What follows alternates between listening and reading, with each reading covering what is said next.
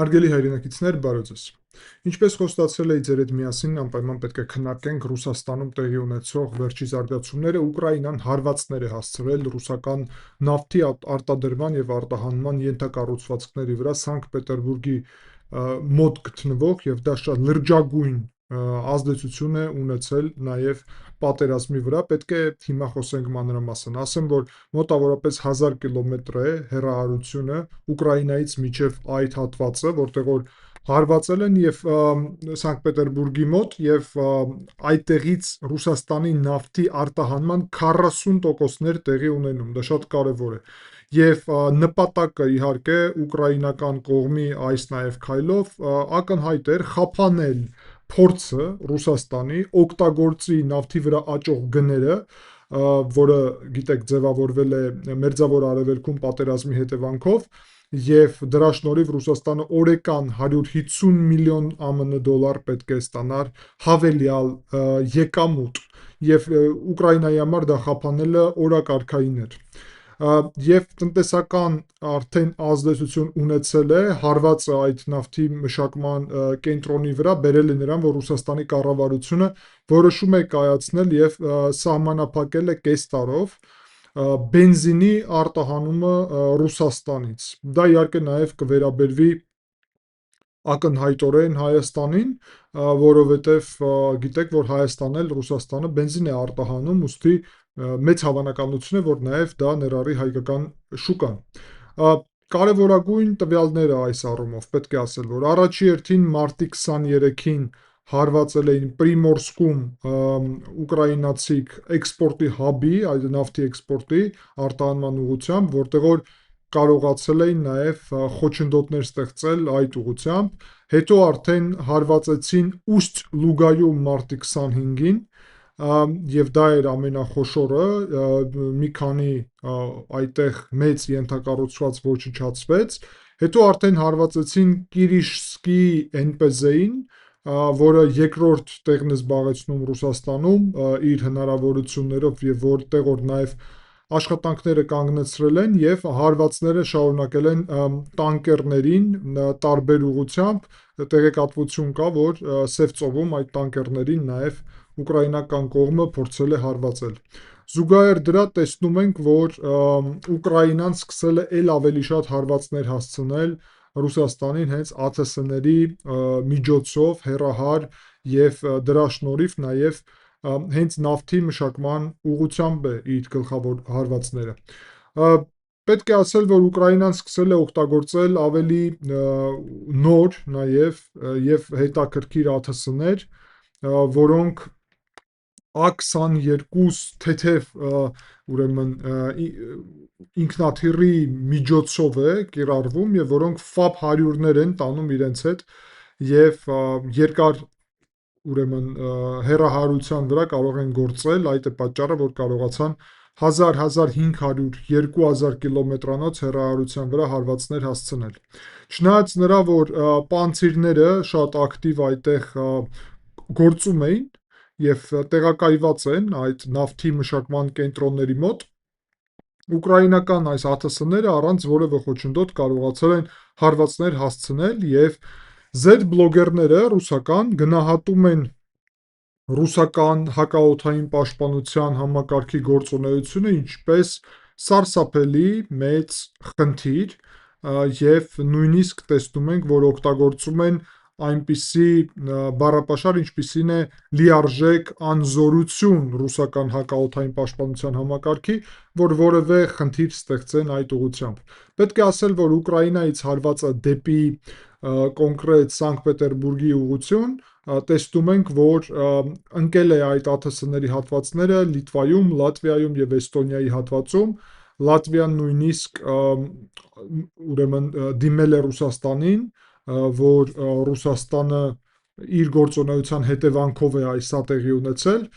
այդտեղ իհարկե քաղաքական բաղադրիչ կա, որովհետև հասկանալի է, որ Ուկրաինան է հարվածողը, բայց Լատվիան չէր մեղադրի Ուկրաինային սրա համար եւ մեղադրել է Ռուսաստանին։ Ճիշտ է, այդ ԱԹՍ-ները ընկել են այդ տարածքում, որտեղ Ռուսաստանը փորձել է խոցել այդ ԱԹՍ-ները ուկրաինական եւ այդ է պատճառը, որ սահմանամերձ հատվածներում են ընկել այդտեղ։ Պետք է նաև ասել առանձին, հարգելի այրնակիցներ, որ զուգահեռ դրա մենք տեսնում ենք էլ ավելի լուրջ հայտարարություններ, ուրեմն Արևմուտքի կողմից, եւ այդ հայտարարությունները վերաբերվում են նրան, որ ուրեմն Ռուսաստանը հաշվի առնելով, որ Ռուսաստանի սահմանափակումները ժամանակավոր հանվել են Արևմուտքի կողմից, ապա նավթի ուղղությամբ մատակարարումների ստացվում է, որ Արևմուտքը խնդիր չունի այս առումով, հասկանում եք, եւ այս պայծրությամբ նույն Միացյալ Նահանգները, Եվրոպական միությունը պատրաստ կլինեին ռուսական նավթ ժամանակավոր գնել, որ Մերձավոր Արևելքում պատերազմի իրավիճակը կայունանար։ Այսինքն նկատի ունեմ, որ ստիպված չլինեին պատերազմը շուտ ավարտել եւ դրա հետևանքով փաստացի Իրանի հարցը մինչև վերջ չլուծեին։ Եվ պետք է գալի այդ պատճառով, որ ռուսական նավթ գնեն, այդ թվում, այսինքն թույլ են տալի, որ ռուսական նավթ գնեն, բայց պետք է ասել, որ Ուկրաինան իր սեփական օրակարգով է շարժվում, որը այս պայծրությամբ հակասում է Ամերիկայի եւ Եվրոպայի նաեւ օրակարգին, եւ դա եւս մեկ անգամ խոսում է նրա մասին, որ Ուկրաինան ունի իր սեփական անվտանգային, իր սեփական ինքնիշխան քաղաքականությունը։ Ասեմ, որ $150 միլիոն օրեկան եկամուտի մասին էր խոսքը հավելյալ, բայց դա մոտավորապես պետք է, եթե պատերազմը տևեր 1 ամիս, այստեղից հավելյալ 1 ամիս, մոտավորապես $45 միլիարդ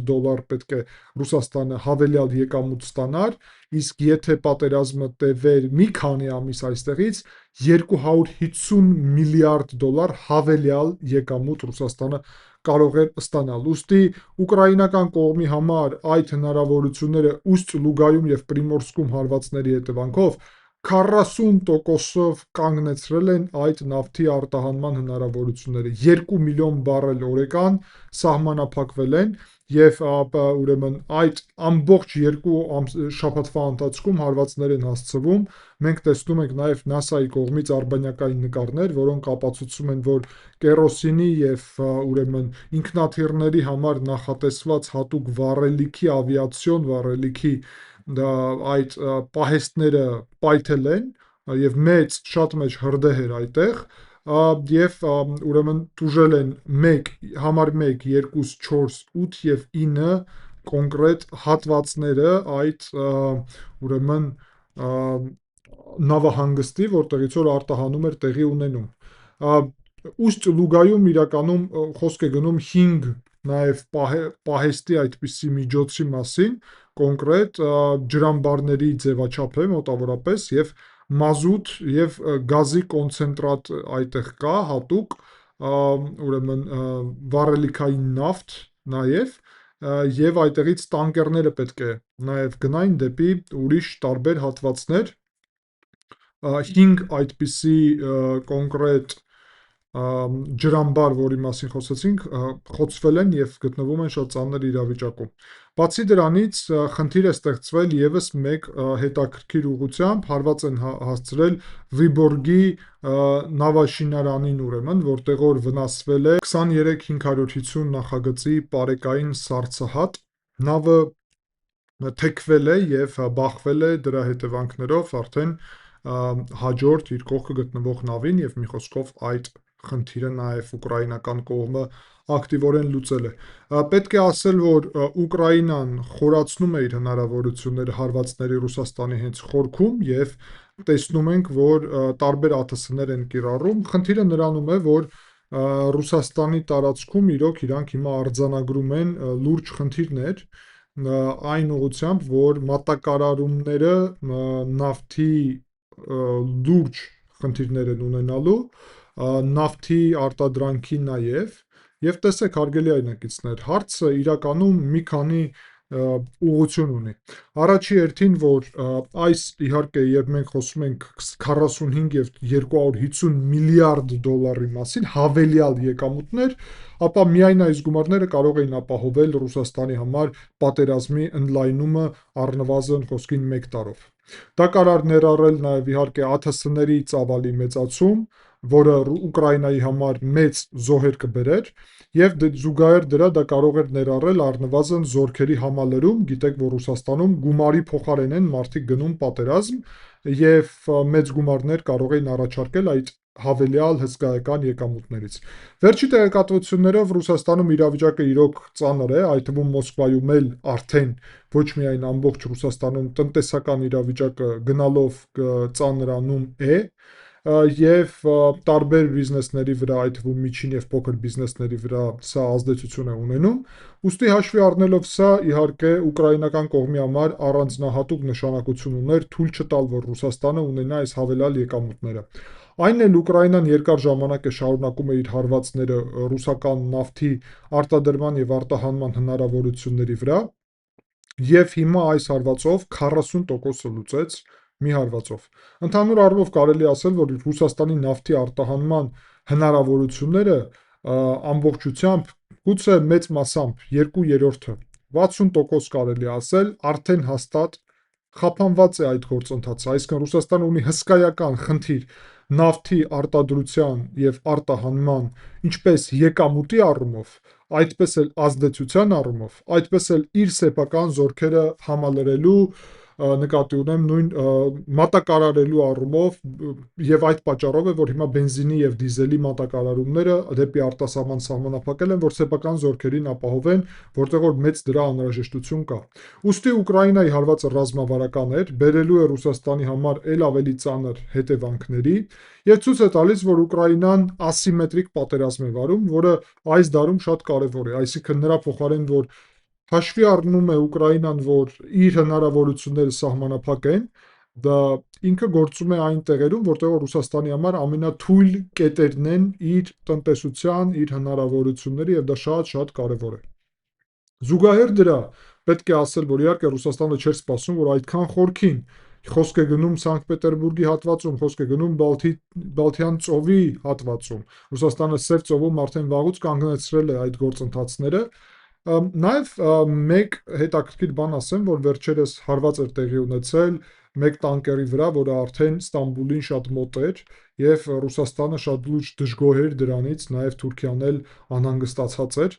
Թուրքիան իհարկե ուզում է պահպանել Ռուսաստանից նավթի մատակարարումները, որովհետև հատկապես այս իրավիճակում, երբ մենք գիտենք, որ Իրանից սահմանափակվել են դեպի Թուրքիա գազի մատակարարումները, իսկ մենք ձեր հետ միասին հիշում ենք կոնկրետ տնտեսության իրավիճակը Թուրքիայում, որը քննարկել էինք տարվա սկզբին, իրանց համար նավթի գազի գնելը շատ բարդ իրականում գործընթաց է եւ մեծ ուրեմն գումարներ է պահանջում այդ առումով, մեծ ծախսեր։ Ուստի Թուրքիայի համար աճող գները նավթի համար շատ մեծ խնդիր են սեփական տնտեսության համար։ Հիշում եք, օրերս խոսել էինք, նաև ասացի, որ Թուրքիան իր ուրեմն ռեզերվներից է պատրաստվում 130 միլիարդ ԱՄՆ դոլար ունի այդտեղից ծախսել գումարներ, որ կայունացնի իր տնտեսությունը, հատկապես դրամաժույթի մասն է խոսքը լիրայի։ Հաշվի առնելով այդ ամենը, իհարկե սա Թուրքիայի համար նաև խնդրահարույց կսկսի իրավիճակը լինել, եթե Ուկրաինան հարվածի Սև ծովի տակով անցնող նաև գազի մատակարարման ուղուն Turk Stream կոչվածին եւ միևնույն ժամանակ ել ավելի հարվածներ հասցնի տանկերներին, որոնք մատակարարում են Թուրքիային, ապա լրիվ իրավիճակը կարող է փոխվել նաև Ռուսաստանի համար։ Ուստի այստեղ Թուրքիան փորձելու է, որ Ուկրաինայի հետ պայմանավորվի, որ դա տեղի չունենա։ Բացի դրանից պետք է ասել, որ իհարկե նույն Հունգարիան ուզում էր գնել Ուկրաինայի տարածքով ռուսական նավթ այս իրավիճակում եւ հիմա ապրիլի 12-ին տեղի կունենան կարևորագույն ընտրություններ Հունգարիայում, որտեղ որ կամ Օրբանը կհաղթի, կամ կպարտվի, մեծ է հավանականությունը, որ նույնիսկ պարտվի Վիկտոր Օրբանը, որը ուզում է ուկրաինական տարածքով ռուսական նավթ գնել եւ որը Ուկրաինայի դեմ լուրջ խնդիրներ է ստեղծում Եվրոպական միությունում։ Եթե դա նաև տեղի ունենա, ապա Ռուսաստանը եւս մեկ գործընկերոջ կկորցնի նաև նավթի արտահանման ուղղությամբ։ Եվ ընդհանուր առումով տեսնում եք, հարգելի այրնակիցներ, որ դա դառնում է մեծ եւ մեծ խնդիր։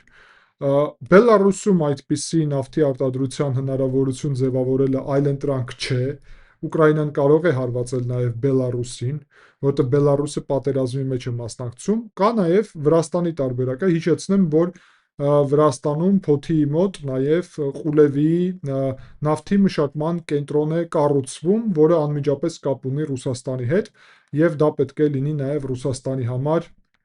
իր սեփական տարածքից դուրս այդպիսի նավթի արտահանման հնարավորություն։ Եվ կարևոր է նաև իհարկե Ղազախստանը եւ Ադրբեջանը։ Ես կարծում եմ, որ կարող է Ռուսաստանը փորձի բանակցել իրենց հետ եւ նավթի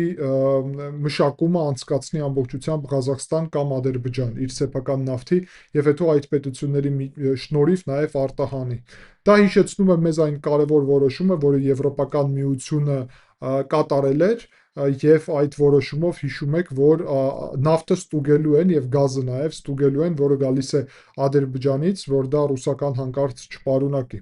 Ենթադրում եմ նաև իրանք Չինաստանի հետ կփորձեն այնպես անել, որ ինչ որ նավթի մշակման հնարավորությունները զարգանան նաև Չինաստանում եւ Ռուսաստանը ուղղակի նավթ մատակարարի մշակելու փոխարեն։ Հակաօդային պաշտպանությունը ուրեմն բարելավելու այսպիսի օրակարգ Ռուսաստանը փաստացի չունի,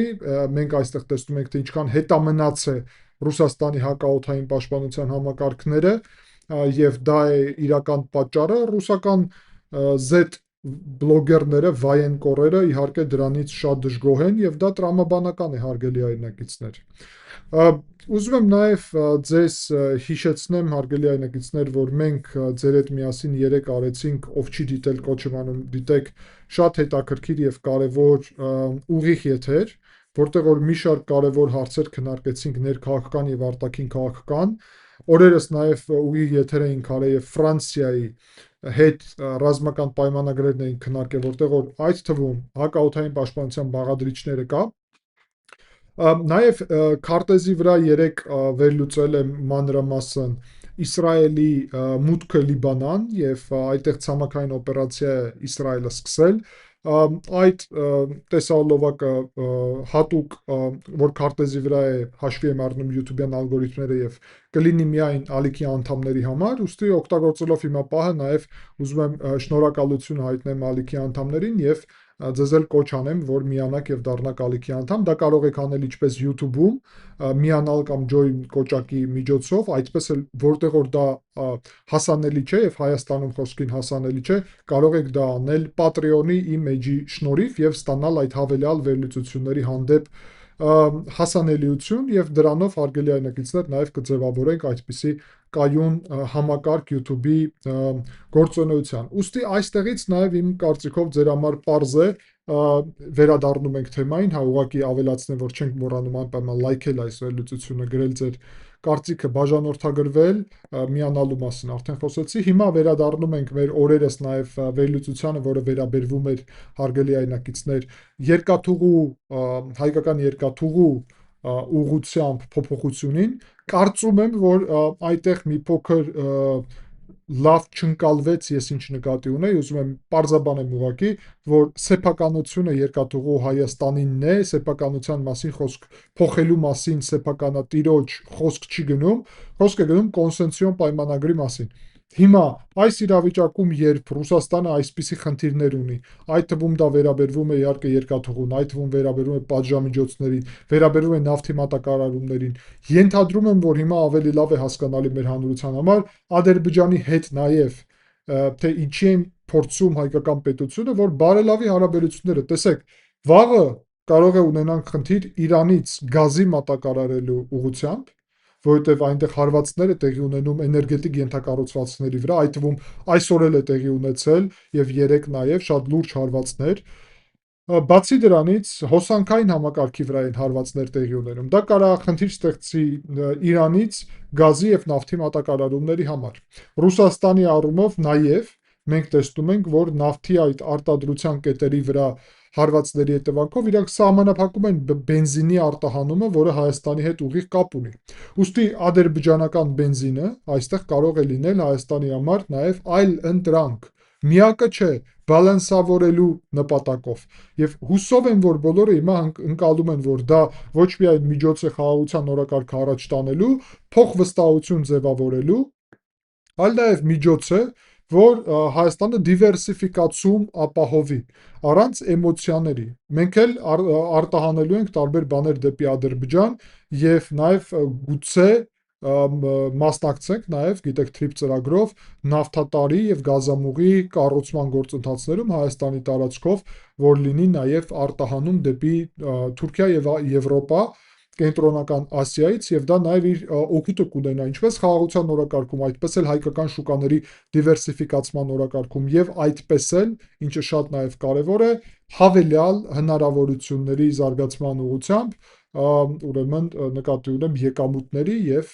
ընդհանուր առումով։ Ուստի Ուկրաինայի հարվածները Ռուսաստանի դեմ դա սահմանափակ գործողություններ չեն, մեծ ազդեցություն են ունենալու տարածաշրջանի վրա, նավթի գների վրա, հարգելի հայրենակիցներ, որովհետեւ ռուսական նավթի բացակայությունը շուկաներից իհարկե բերելու է նավթի գների էլ ավելի աճի եւ կարող ենք սպասել, որ այդ թվում այդ արվածն էլ կնպաստի նավթի գների աճին, բայց Ուկրաինան դե իր քաղաքականությունից դուրս գալով է կատարում այդպիսի քայլեր եւ կայացնում այդպիսի որոշումներ։ Շնորհակալ եմ հարգելի հայրենակիցներ ուշադրության համար, կհանդիպենք ցտեսություն։